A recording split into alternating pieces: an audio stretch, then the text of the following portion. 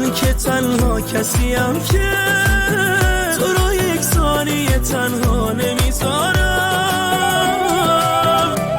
آرامش آینده من، گریه و خنده من، تاج سر قلب منی، عشق من و زنده من. حالا که خوشبختی با واسه خدا